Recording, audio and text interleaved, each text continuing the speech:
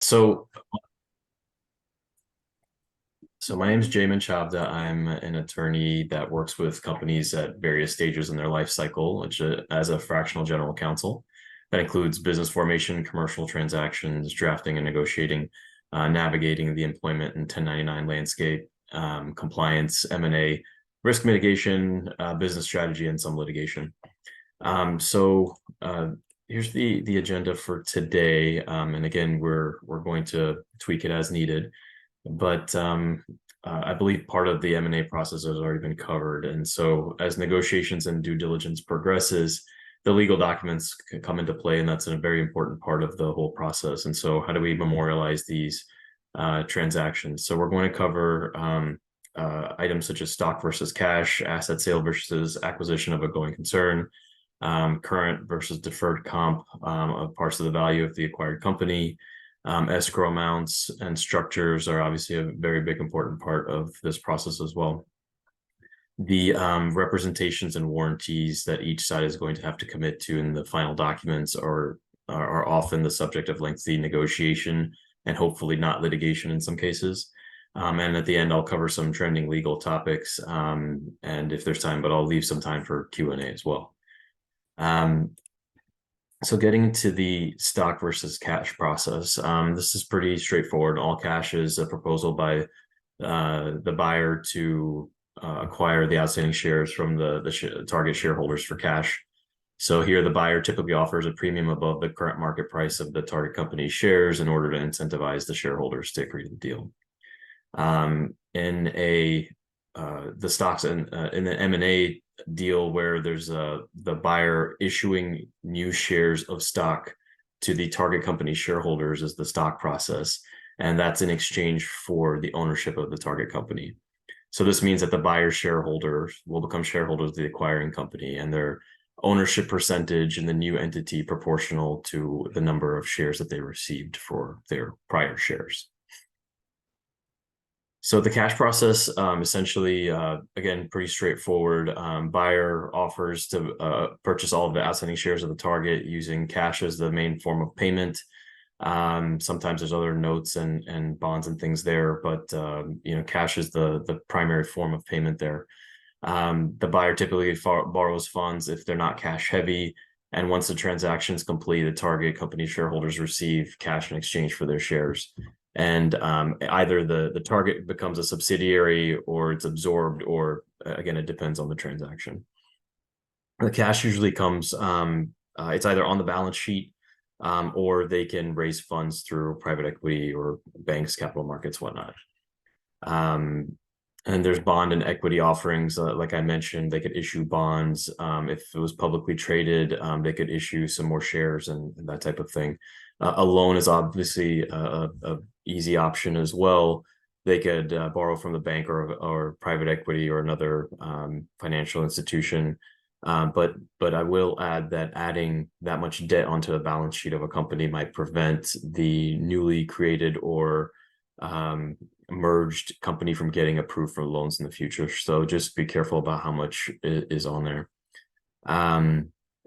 So now going into how the stock process works. So it's just the first way is cash for stock.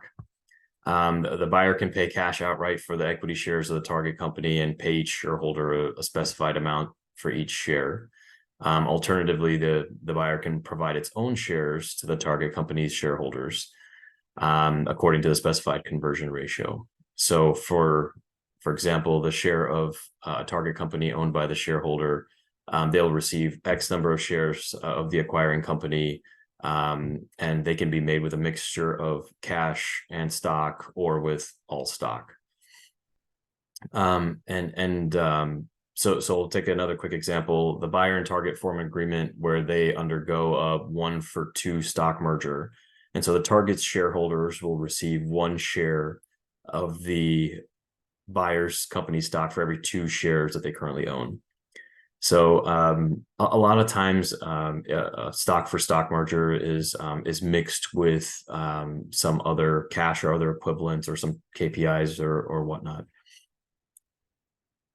And we'll go through the pros and cons of each deal. So pros of the cash deal first is how fast the transaction can close, because it's simple where the cash is there, and the buyer essentially runs the deal, and they identify the roles of the management, how long the target company's C-suite is going to remain, if they're going to get absorbed, if they're going to leave, or whatnot. And so they're controlling the entire deal there. And the pros of the stock process, the biggest perk is that the buyer gets to keep their cash. Using all stock to buy another company keeps the cash hoard essentially, or if they're strapped for cash at the time, they can use the stock to make the acquisition, saving the hassle of raising funds and going through that whole process. And for the shareholders of the acquired company, for the target, receiving stock instead of cash, they can hold on to that stock and defer any capital gains from the acquisition. That's something more Nidhi is going to cover in terms of the accounting part of it. But the stock for stock deal is exempt from tax implications until the shareholders sell their shares or deferred capital gain tax status. So the potential, and then another pro is that the potential for new growth in the new entity and share appreciation over time is obviously a bonus there. The acquirers of the new company assume control of the entity and have to make the operational decisions, and the risk is certainly shared there as well. Downsides of each deal, financing certainly becomes a headache for the buyer. And there's again a tax implication there when the seller receives their cash. It becomes a taxable event, and so again that's going to be a separate matter, but it could end up being quite expensive. Downsides of the stock process is the dilution of the shareholder value. When a company issues new shares of stock to finance an acquisition, the existing shareholders their ownership in percentage can decrease, which is diluting their value there. And certainly there's integration challenges in merging the company's financial risk. The shareholder approval is a big deal. All of these deals essentially have to get shareholder approval from both sides. And then there's oftentimes loss of key employees that are there generally on the target side, but that that's certainly a key consideration in the acquisition process itself, and making sure that the key stakeholders remain, or at least are taken care of if they are going to remain. Going to some of the legal processes here. We need some of the regulatory approvals on the cash deals depending on the size of the transaction and the companies that are involved. Certainly that's more on the public side than the private side. But due diligence is the largest part of any of these deals. Before completing the cash M&A deal, both the buyer and the target need to conduct due diligence for each other's finances, legal history, other relevant factors. And the purchase agreement is the governing document between the two entities. Usually there's an LOI or a term sheet or whatnot that's the roadmap, and the attorneys usually get together to draft the purchase agreement. And the reps and warranties are the indemnification provisions and other legal terms that are included in there are certainly very important. If there are any financing agreements, that's something that we need to consider in negotiating and executing these with the lenders. And then there's usually a decent list of post-closing obligations that they're ongoing legal obligations that both the companies have to each other. And on the stock side, again, some regulatory approvals depending on the company's due diligence purchase agreement. They're quite similar there. The security laws come into place with stock processes if there's public involved. Generally for private ones, not as much. And then again, the shareholder approvals and the post-closing obligations. So the decision to use stock cash as a payment for the transaction depends on various factors, certainly including the financial strength of the buyer, the market conditions, and the preferences of each company's shareholders. And so that's again on a per case basis. So now moving to an asset sale versus the acquisition of a going concern. So the asset sales, that's essentially when the buyer purchases specific assets or groups of assets of the seller's business. That could be equipment, inventory, real estate, IP, and the seller retains ownership of the legal entity itself, if it's a C Corp or an LLC, S Corp, whatever it is, and it assumes responsibility for any outstanding debts or liabilities. The buyer may need to negotiate new contracts, licenses, or leases continue the business operations.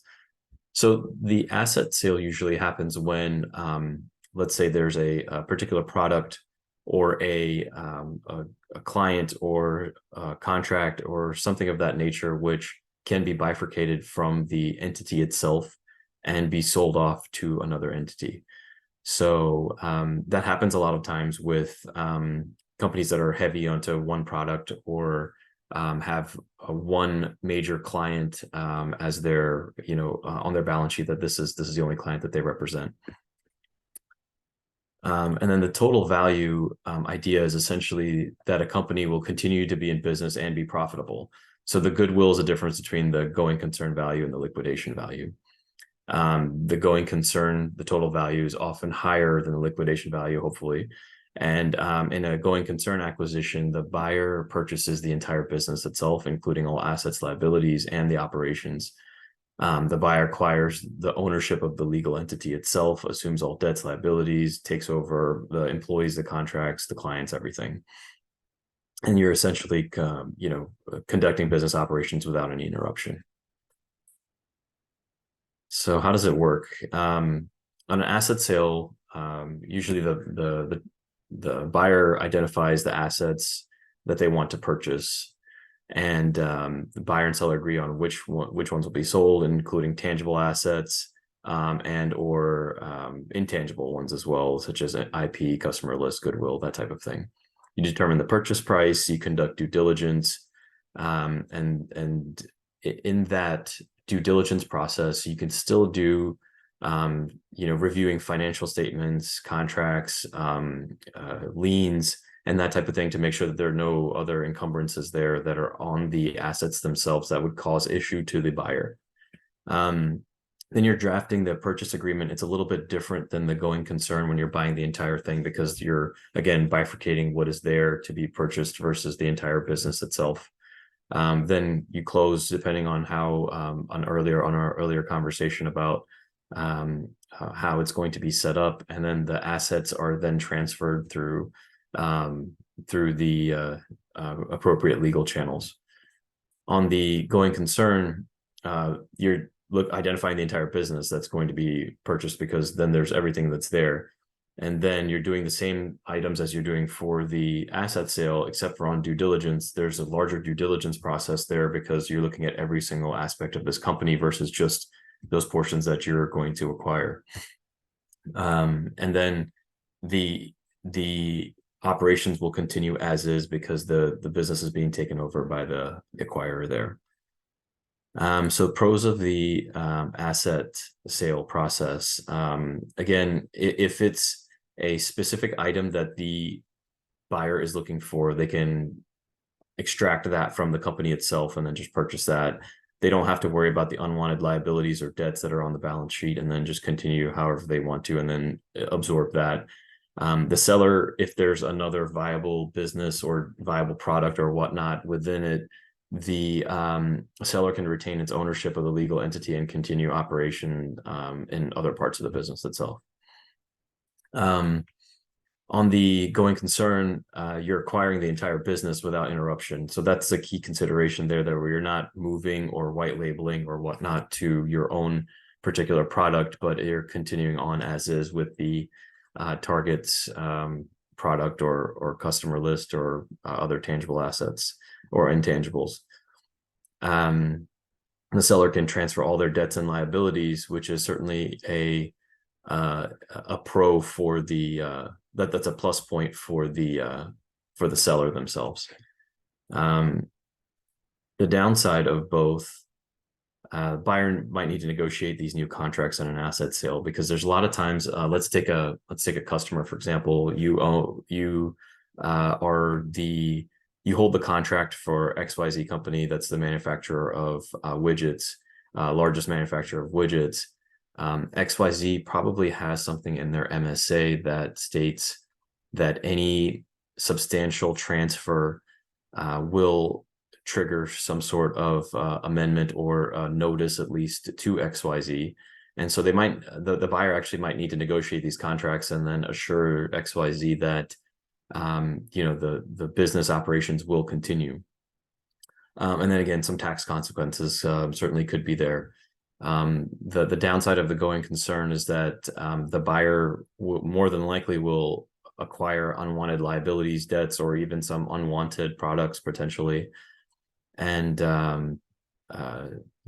the due diligence, I can't stress enough, is very important in both of these aspects, but even more so on the total value on the going concern acquisition, because there's so much out there that could be the downfall.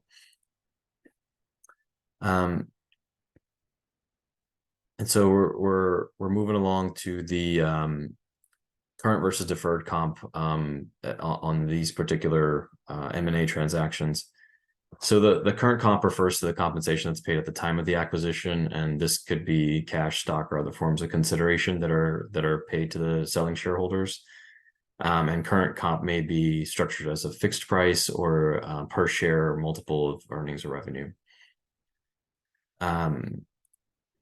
So deferred comp, on the other hand, refers to the compensation that's paid out over time, usually in the form of an earnout or performance-based payment. The performance-based payments are I see those regularly on these, because the acquirer needs to make sure that the asset or going concern that they've acquired here continues making the profit that they originally contracted for. And it's usually there when there's uncertainty about the future performance of the acquired company. The earnouts, though, are structured as a percentage of the future revenue or earnings, with the payment being contingent on a performance-based, again, over a specific amount of time. So the benefits of each. Deferred comp is generally beneficial for both, for the target and the acquirer. For the buyer, it allows them to mitigate the risk, certainly, of overpaying anything that they were there and they weren't planning for. And it ties it to the future performance. For the seller, it provides an opportunity to receive additional comp if the business performs well at a future date. And both of these can be, the current comp and the deferred comp are all of these items are general statements, of course, and then we're going to go through each of these when it is time for you to buy and or sell. And it's a very key component here, because it speaks to the motivation and retention of key employees as well. If any of these key personnel feel that their comp is not being treated fairly, they could leave, and then that's certainly a negative on the transaction as well. So we're going to skip over to the escrow amounts and the structure now. The escrow amounts is there generally to hold the acquirer in place for a certain amount of time, and the seller in place for a certain amount of time. And it's usually typically a portion of the total purchase price that's held in escrow for a certain amount of time until the transaction is completed at closing. So if there are any disputes, if there are any defaults by either side, the escrow language within the purchase and sale agreement identifies what happens to each of those to the escrow if one party defaults or the other does.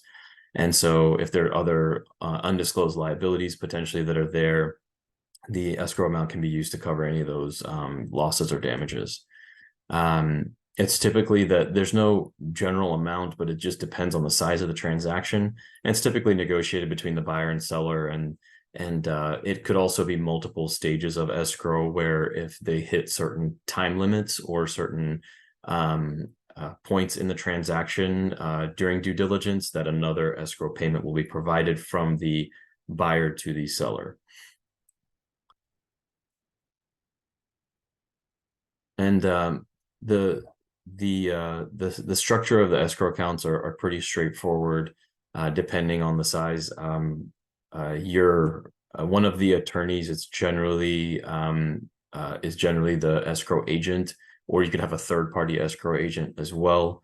There are plenty of large companies. Chicago Title is a very popular one that people use to as an escrow agent, and they charge a nominal fee, and they have both the sides sign the escrow agreement, which is obviously the binding document between the escrow agent and the parties, saying that this is what's going to happen in the event of a default, and shows the conditions for the release of the funds.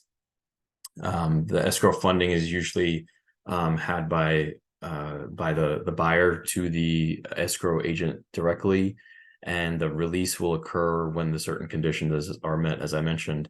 There's I would say 100% of the time there are releases for the escrow agent, that in the event they provide the funds during a default or other release of a condition, that they themselves are not liable to either party. And the benefits, of escrow are certainly that it provides some sort of the transaction is likely going to occur at the particular stages, and it keeps everyone honest as to what they need to do at what particular time, especially when there's the escrow is paid and other aspects of the transaction is occurring. All right, so we'll get into some of the reps and warranties here. And the buyer typically wants the target company to agree to detailed reps and warranties, because and this occurs in aspects such as authority, capitalization, IP tax, financial statements, many other material items. They expect that these items that they were provided during due diligence were accurate, and they're truthful. They were done with the normal business practices of the company, and not just for the specific item for this particular transaction. And the reps and warranties cover three key purposes. It's information, protection, and support. So information, they allow the buyer to understand as much as possible they can about the target before signing the purchase and sale agreement. It protects the buyer and allows them to cancel or renegotiate certain terms of the transaction if there's any liabilities that shows up during the due diligence process. And of course, the support, it provides the framework for the target company's indemnification obligations to the buyer after the closing. And so the issues that are addressed by these reps and warranties can address, I've only put a few of them on this slide, but there's a host of other ones, and I can just rattle them off very quickly. You see the ones here of corporate authority, insurance, compliance, employee benefits, and there's capitalization, IP, title, taxes, real property. It could just continue on to certain implied warranties as well. And so these representations and warranties will cover all of the items that would potentially cause some sort of liability to the acquirer. And if it's breached, there are certain aspects of dispute resolution and how it's handled. So for example, the agreement might include an arbitration provision or a straight to litigation. A lot of times in these, in a lot of my agreements, I've been putting a informal mediation clause, which requires the parties to have a discussion prior to initiating either arbitration or conventional litigation process. And I will say that the remedies that are certainly there to either side could be things such as a holdback or set off, and that's where the holdback is the primary method, and that's when a portion of the purchase price is held in escrow for a certain amount of time for the sole purpose of being available to the buyer in the event of a breach of a rep or warranty. And the holdbacks range between 10 and 20% and lasts between 6 and 24 months. So it's a good enough time to understand that there's the reps and warranties were accurate, the items that were provided were accurate, and then going up to I would say probably an average of 12 to 15 months, and they have enough time to understand that what they bought is actually what it is what they bought. A set off is certainly there as well against any future payments if they're there on an as needed basis, and earn outs on a promissory note are certainly there for future payments. There's a statutory right in certain jurisdictions for an offset for specific claims, and as I mentioned, a 10-second lesson on arbitration versus litigation. Arbitrations are confidential in nature for the most part, and they are a little bit pricier than conventional litigation, but they get to resolution much faster, probably I would say 80% faster than conventional litigation. And as I said, I usually put a informal mediation clause, then a mediation clause, and then they can choose arbitration or litigation, just to assure that the parties had an opportunity to speak through it, and they're able to do so and save a lot of money for both sides. So I've got a little bit of time here, so I'll cover some trending legal issues. Target indemnification is the first one. So indemnification provisions are always heavily negotiated in these M&A transactions. And one of the initial issues to be determined is what type of indemnification claims will be capped at an escrow amount. And so in some instances, all claims can be capped. It's common to have a few exceptions. Usually it's fraud, intentional misrepresentation, willful gross negligence, willful misrepresentation, that type of thing. Caps for breaches of fundamental representation, such as capitalization or tax, usually exceed the escrow as well. So usually there's a minimum amount of claim amount that needs to be reached before the buyer can seek indemnification, so that if you keep it too low, then essentially your attorney's fees or other fees generally outweigh what the claim amount is as well, and just doesn't make any sense. Second is joint and several liability. This relates to this is again a related concept to indemnification, and most of the transactions involve multiple target shareholders.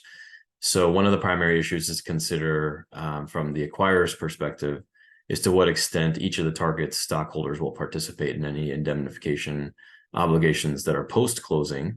And under joint liability, each of the target's shareholders are individually liable for 100% of the future potential damages.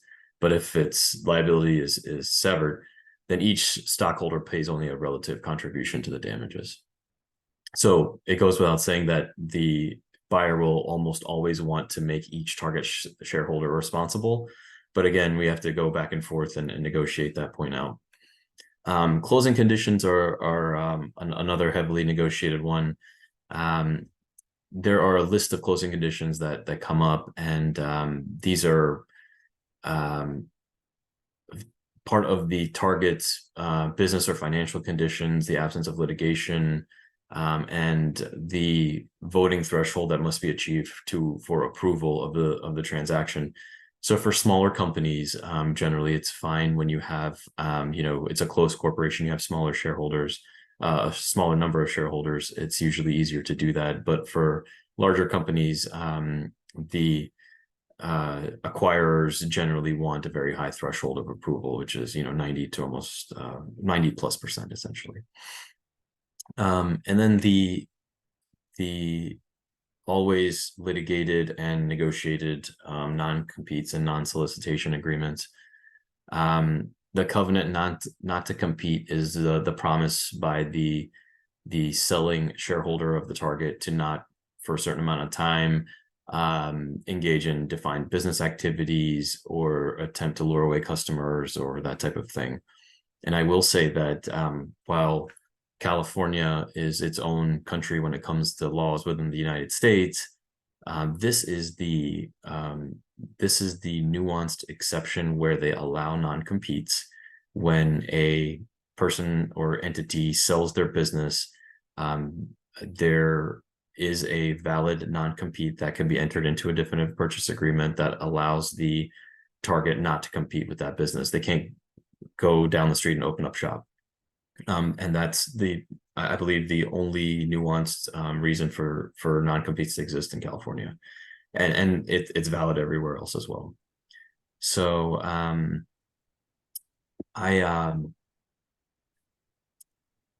did. Go ahead, Paul. Jamin, how about Georgia or Florida, given that probably most of our folks have businesses in the Southeast? How do non-competes work? I know on the individual non-business kind of deal, those don't have a whole lot of water, but what have you seen for Georgia-based corps or Delaware, or if we're incorporated in Delaware? Yeah, the Georgia, Southeast, Delaware, Nevada, Wisconsin, all of those were, those are corporate friendly states. As long as there's a legitimate business reason to protect it, and the target accepts and acknowledges that there is a valid business reason, it'll hold up. Yeah. And that's pretty much it. I did look at other trending legal topics since the last time I did this course, and there's not much else out there.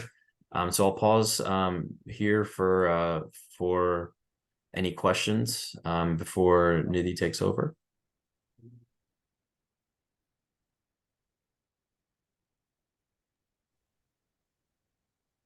How about a sale? Any things to think about if instead of selling to a third party, you're considering selling to other partners? In other words, you own 30%, but you gradually want to exit the business over the next, I'm making this up, 12 months. Any things to think about?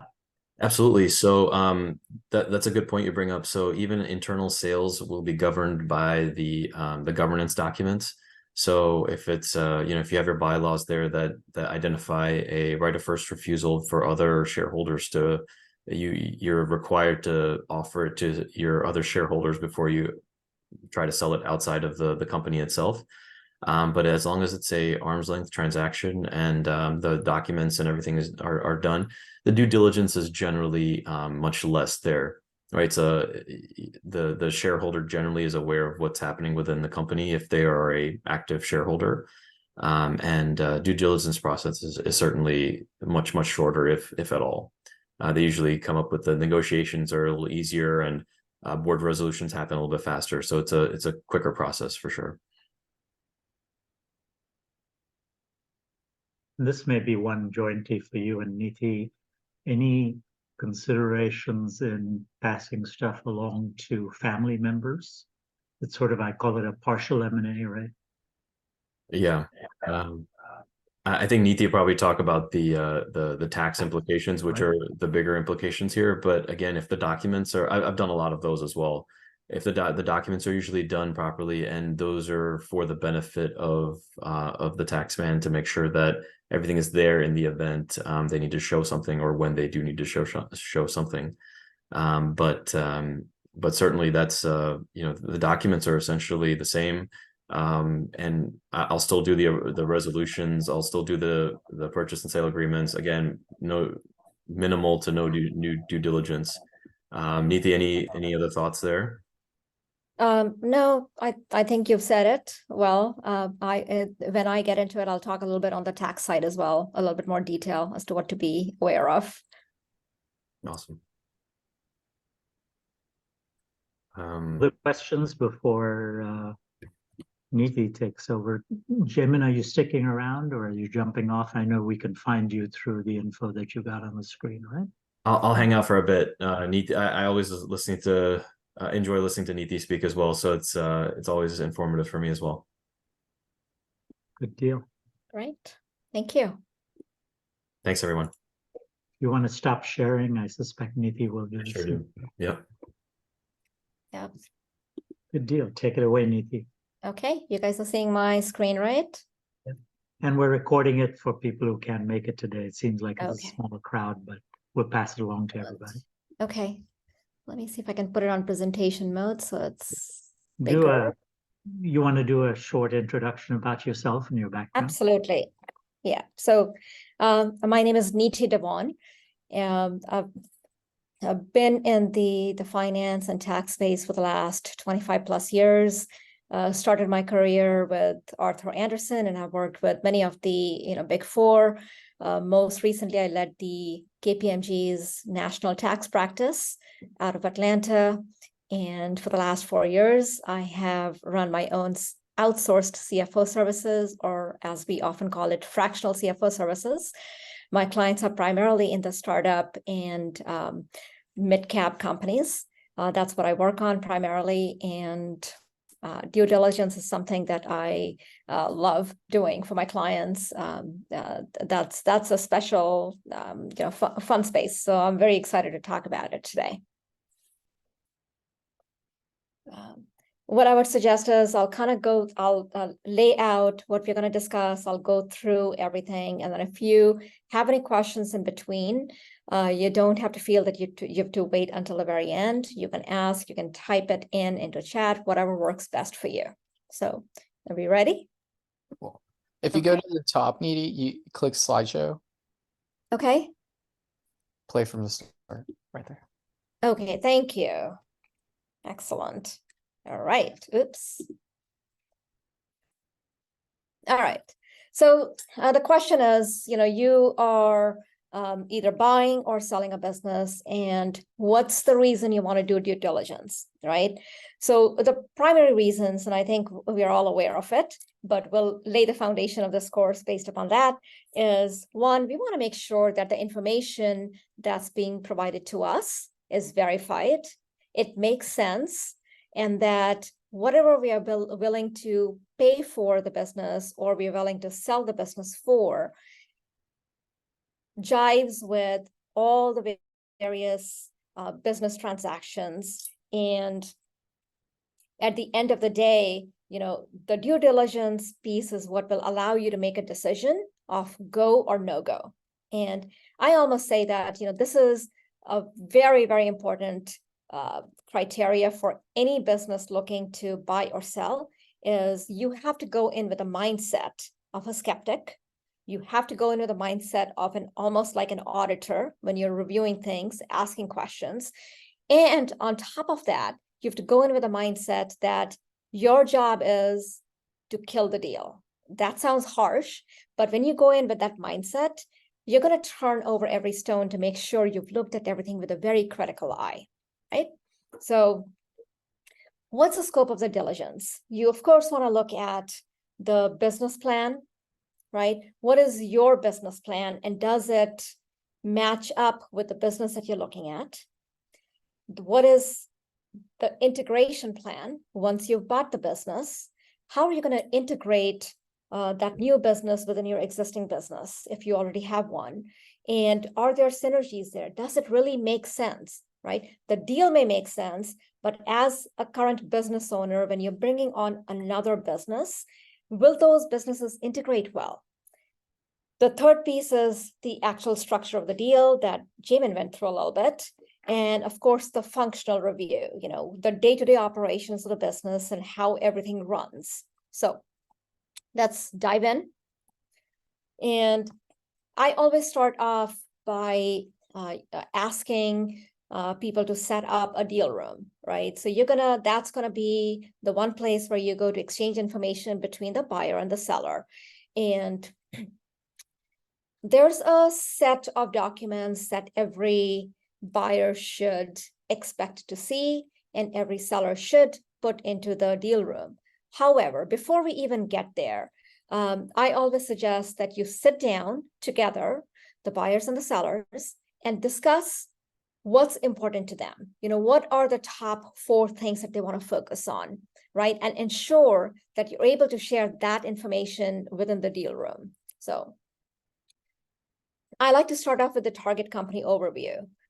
Why is the owner selling the company, right? It goes back to understanding the motive, because once you understand the motive of the seller, it allows you to work better with them and how you can structure the deal with them as well. Have they tried to sell the business before? I like to kind of Google them and find out.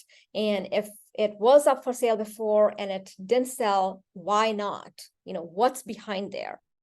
So these are some of the powerful questions that we should be asking at the very forefront of the deal. What are the strategic goals of the business? Are they aligned well with who you are as a person and an owner? And what's the complexity of the current company, right? What products, services, subsidiaries are there? Are they located within one particular geography? Do they have multiple geographies? Are they in different countries, or is it strictly domestic? Because all of that is going to have a big impact on how you run your business, right? And also on the risk profile of the business. So the other thing to ask is, have they acquired or merged with other companies before you're coming in to buy them? And how have those integrations of those businesses gone, right? So is it an organic company that has grown with them, or did they pull in different businesses to bring them together? And then the last, again, is sort of that footprint. Where are they located? Where is their nexus, which basically means where are they doing business and they have obligations for reporting and compliance purposes. So the next is my favorite. I'm a finance person, so I love to look at the financials and really understand them. So you want to ask, do they have audited financial statements? Many of the private companies obviously are not required to have audited statements. So in that case, you want to request their year-end financial statements from their CFO or outside CPA. You want to request a copy of their tax returns, because then you can match the two and see how they flow into each other. And on top of that, many private companies may actually have some public debt. So in that case, they would still be required to have an audited financial statement. So you always want to ask that question. Then, of course, from a financial perspective, what is the condition of the company? Are they making money? Are they growing? If they are growing, which segments are performing well? Which segments are not performing well? Do they have segment reporting by different divisions, by different products, by different geographies? What's doing well? What's not doing well? What are the trends? So really take a look and work with your finance advisors as well to do a deep dive into the financial performance, right? And take that data and not take it at face value. So you just don't want to just look at the income statement or balance sheet, right? The income statement is going to show you obviously their revenue, their expenses. The balance sheet tells you kind of their what their assets are and so on, and the payables. But it's really important to dive a little bit deeper into each of those segments. And a lot of times what I've seen in due diligence is we'll see that the business has a great top line. The question that you want to ask is, top line looks good. What's your bottom line, right?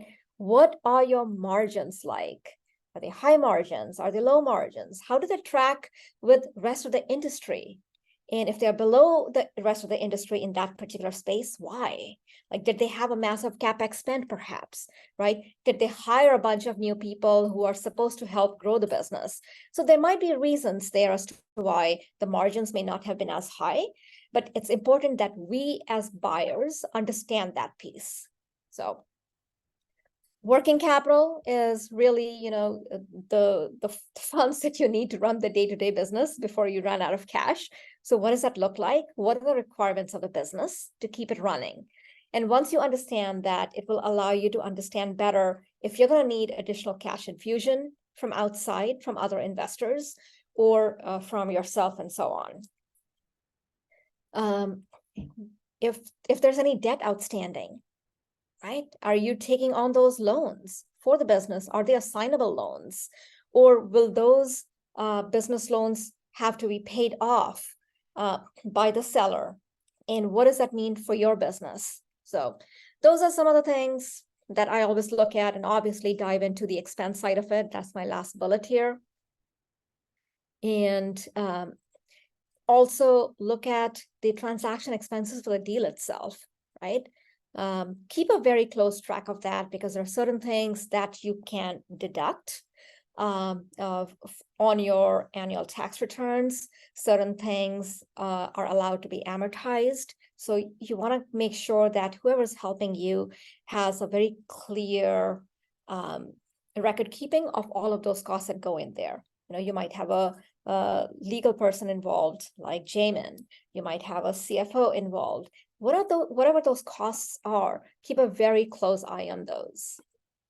So third, depending upon the type of business, you want to ask if they have any technology, patents.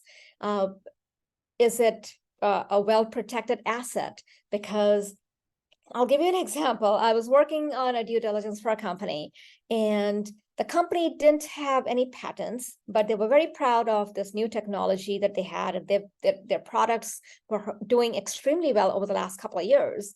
And I was representing the buyer side. And once we started delving into that technology a little bit, got a little bit more information, we started looking into the market to see who else was in the market doing that. And we found out by just a little bit of the research that the current target company we were looking at never got it patented, which is okay. You know, a lot of companies don't want to patent because then all your information is out there for the public. But there were 3 other companies in the market who were basically coming out with the exact same product. So that's going to dilute the value of the company that you're trying to buy. And then it becomes a part of your negotiation and decision-making. Do you still want to buy this company? Maybe you want to go talk to those other 3 companies, right? Or maybe it's a discussion about, hey, your technology is not that proprietary anymore. And although you're ahead in the game, you're already in the market, maybe the price that you're paying for your business needs to be lower now. So those are the negotiation tactics that we can utilize. And you can only do that when you have good information, right? The other piece we look for is a strategic fit with your current business, right? What synergies are you going to obtain?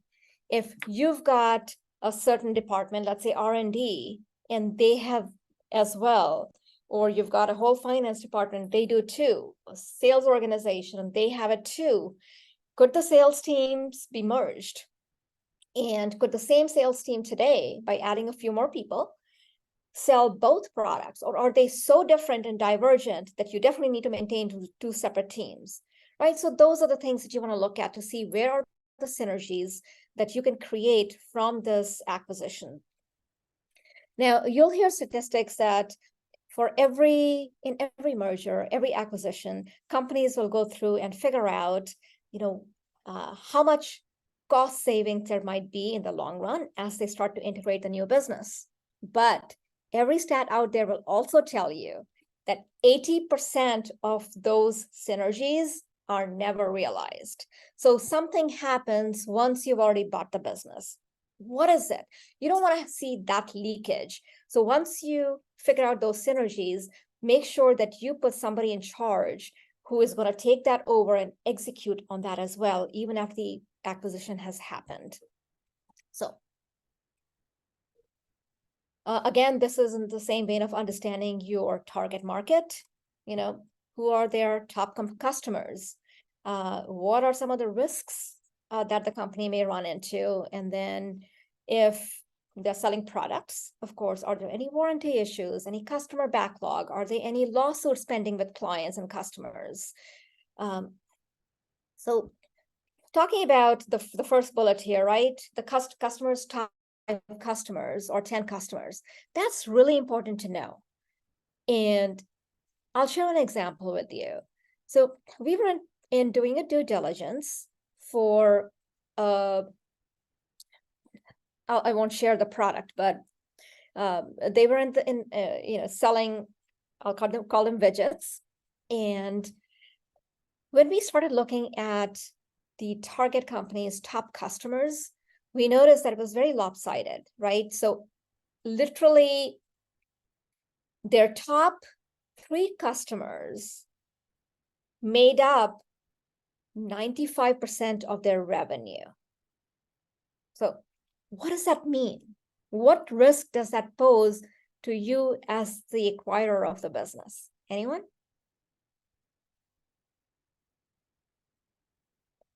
Okay. The problem is, what if even one of those customers leaves, right? The whole business is at risk.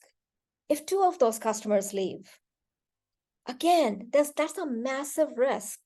So and I'm not saying that if all the revenue is coming from, top 3 customers, that's a bad thing. It's just, we need to be aware of that and utilize that to shore up our risk, right? So the question you might ask is, do we have long-term contracts with them? Are those customers, is there language in there that allows those contracts to be assigned to a new buyer, right? What type of relationships does the current target company have with those customers? And will the seller ensure that there's enough transition time where they make those introductions of you to those customers so that you're able to bridge that gap and create those relationships with them to ensure that those top 3 customers don't leave, right? Because that would be a big risk to your business now. So again, this is everything that we're going to go through is not either good or bad. It's just information. The more information we have on our hands, the better decisions it allows us to make. That's all. So I really like to focus on their workforce as well, as to, who is their employee base, where are they located, how long have they been there, what's their tenure, right? Do they have high turnover, or they have a pretty solid base of employees? And understanding the cost structure as well, right? How much is the payroll compared to your revenue? What does that ratio look like? And if some of the current officers and directors don't stay on board and leave because they don't want to be owned by a new owner, what does that mean for you? Are you losing some of the top talent, right? Will that pose a risk to you? So those are the type of questions that you want to ask. This is Jamin's area, so I won't go much into it. But again, asking just a few questions. As, do you have any lawsuits pending, right? Is there anything going on that could pose litigation that you're aware of, right? Have you made any settlements in the past? If so, how large are they? What were the issues? And then what is it that you potentially need to plan for or plug that risk? What do you need to fix, right? And what will that cost? Or if this is just the nature of the type of business and the industry that you're in, then you want to understand what that is and be able to accrue for that kind of risk on your financials as well, right? And then the other one is governmental proceedings, like, did they file their returns? Is IRS after them? Is OSHA after them for anything? Or is EPA after them? These are all, workforce type issues that could literally shutter the business sometimes. I remember this one client that I was working with, and I was the brought in to be the outsourced CFO. And one day, one of the states, the California State Board of Equalization, shows up at their location, at the offices, and put up a sign that the business was shut down for business. They cannot operate. Like, you can imagine what that would mean, because this was a liquor business, and you stop selling liquor for a day, that could have massive implications on your revenue, right? That's a massive lost revenue. And what happened is, when the buyer bought the business from the original sellers, they didn't do the due diligence in terms of their tax side. Now, the previous owner had stopped paying their sales taxes. They were collecting the tax and not paying it to the state of California. And so California apparently had been trying to reach out to the seller, but seller knew he was trying to sell the business and he wanted to get out of it, and he thought he could get away with it. Well, what that did is, the person who bought the business now, there's something called successor liability in tax, right? And if you're not aware of any issues that are outstanding, any kind of legal issues, that puts you at risk when you step into their shoes, depending upon whether it was, you did a stock deal or an asset deal. And sometimes even with an asset deal, it doesn't matter. The states and the IRS can come after you. So they literally shuttered the business down until the new business owner paid off those old taxes, and then he had to sue the prior seller to go back and get reimbursement. So you want to stay away from that, right? So just ask the question, is everything up current in your compliance? Have that checklist ready. IT, again, every business today, no matter what industry you're in, you're going to be a technology business, right? Because of the amount of technology that's utilized. So you want to understand what type of outsourcing agreements they have, even from a security perspective. You want to ensure that they have some good systems in place, and that the systems don't get taken down. Do they have a disaster recovery plan in place? And if not, you've got to make sure that you put those things in place immediately from day one. And of course, figure out what that cost will look like. And if they don't have these things in place, again, that's a negotiation on your end, because that should ratchet down the sales price by X amount again. Corporate matters. You want to make sure that you've got all the corporate documents, their minutes, if it was a proper C Corp, and if it's an LLC and a partnership, then there's other requirements, but you at least want to ask the right question.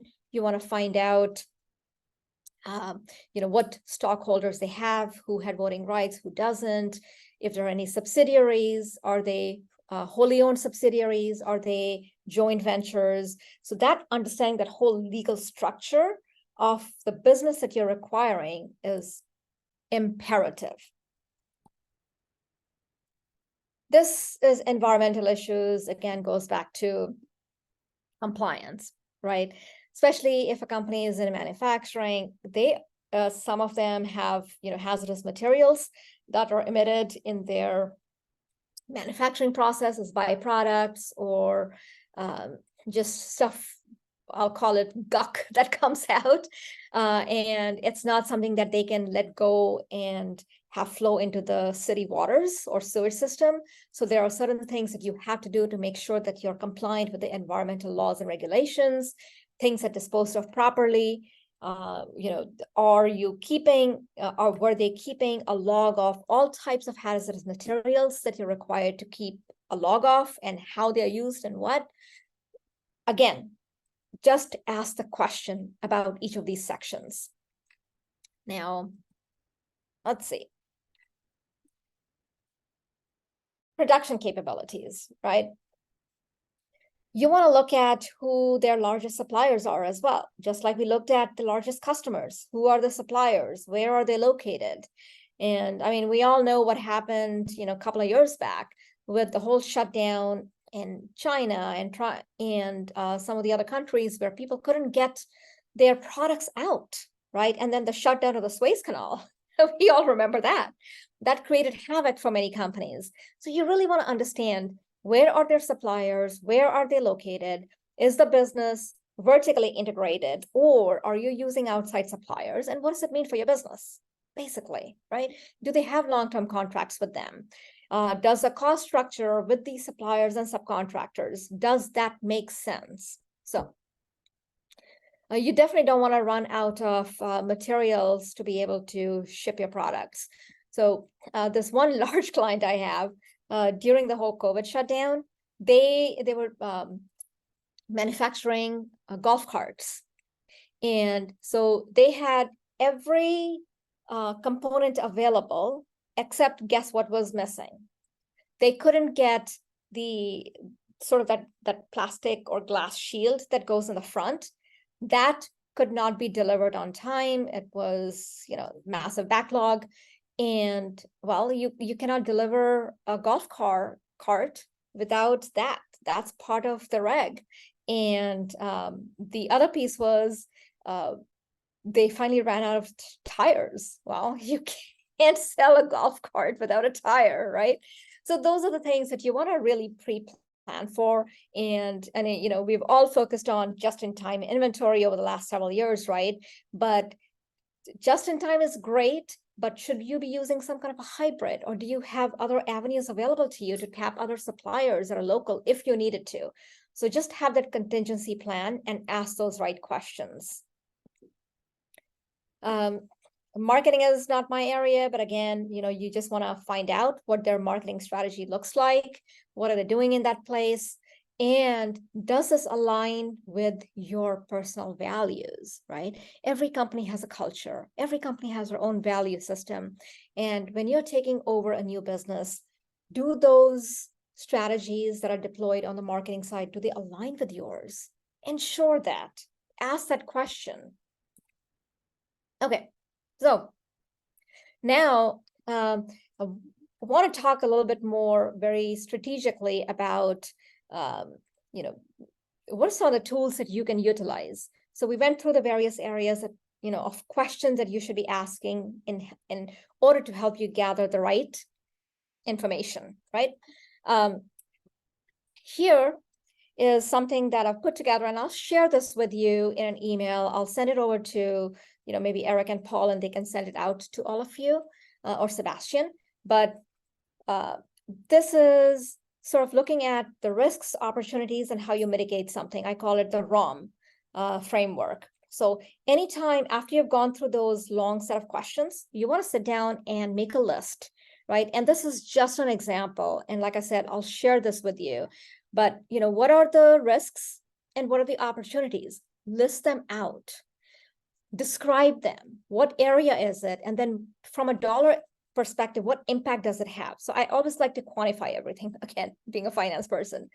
And then list out, what do you need to do in order to close that gap? And when can that happen? So I keep this for every client that we help with the due diligence side. I have it in Excel, which I'm going to share with you. I think we're almost out of time. So, and I think I'm pretty much on the last slide here. So overall, at the end of the day, like I started my conversation by saying, your job when you're doing due diligence is to kill the deal. And by now you've gone through all those questions, you've gathered information. And if you still haven't found major risks or misalignment that's going to kill the deal, then you're in a great place, right? You don't have to walk away now. Now it's a matter of figuring out how you're going to negotiate the right price and make the decision and make the deal happen. So conclusion, overall, in a due diligence is basically you want to look at the business from a functional perspective, from a business plan perspective. You want to look at it from a financial perspective, legal perspective, environmental perspective, the human resource side, the technology side, and then discover and list out the ROM framework: risks, opportunities, and mitigation. Because if there's some major risks that you will not be able to mitigate, then you need to walk away. But if you can mitigate, you need to figure out how much will that cost, right? So it really becomes like a living document that you work through even after the acquisition has closed. So I'm going to quickly show you.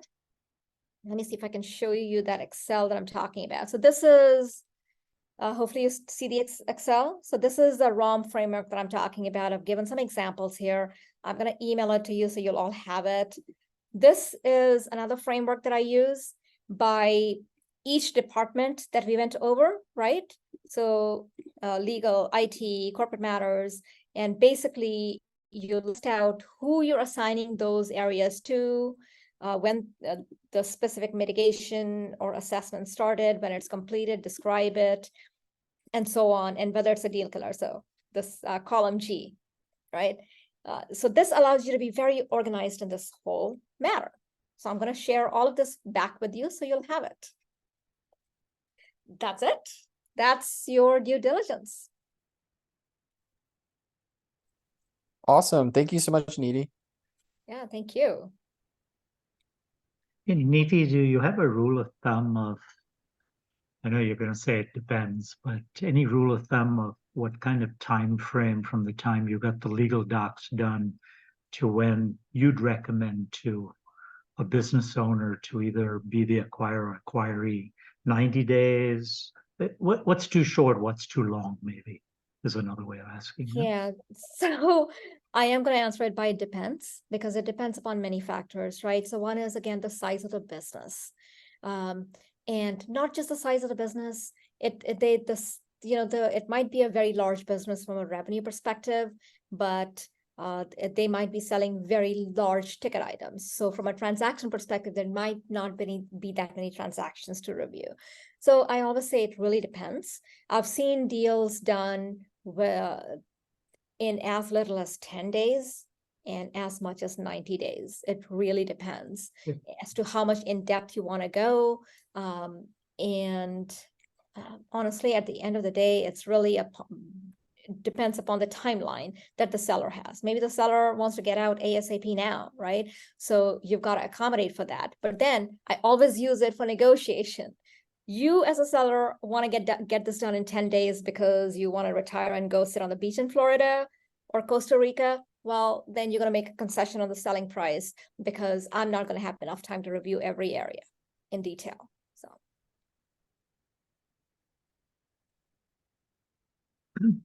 What are the one or two tax tips you'd give sellers that you feel you see in a lot of transactions? Yeah. So from a tax side, the seller doesn't have much to worry about. I always, if we're representing the buyer, I tell them to be extremely diligent on the tax side. One is they've got to ask the right questions. Have you filed all the tax returns? Give me a list of every return that has been filed in every jurisdiction. Thirdly is, if you can, actually engage with your tax person to go help you get what's called a clearance certificate. And many of the states will actually give you a clearance certificate as a buyer, saying, hey, we've looked at the seller's records. They are clean, right? And here's your certificate of clearance that we will not come after you for anything if it's discovered after this. So that's a great thing that gets you to really puts your mind at ease on the tax side. You can do that with every single state. I would ask that question. And thirdly is, again, if the seller has ever been audited or there's a potential to be audited, you want to make sure that you ask the seller to give you all the documentation, the past documents, right? Because you cannot have an audit without having the records available to you. So how are they available? Where are they available? Are they in good shape? So those are the things that we on the buyer side must be looking for. And on the seller side, honestly, it's really it really comes down to what kind of deal they want. They want a stock deal. They want a asset deal. Most sellers want a stock deal. Buyers want an asset deal, because then with the assets, then they get a step up in the basis on those assets, and they're able to amortize assets, depreciate assets that reduces their income. So that's great for the buyers. Sellers don't normally like that, but again, that's a negotiation between the two parties. Thank you. Anything else? Anybody has a war story? Okay. Very helpful. Thanks to both you and Jamin. Yeah, my pleasure. Thank you, everyone. Awesome. And I'll make sure to send this to everyone as well who couldn't join. Perfect. Is this Sebastian talking? Yes. Sebastian, I'll send you the deck, and I'll send you the two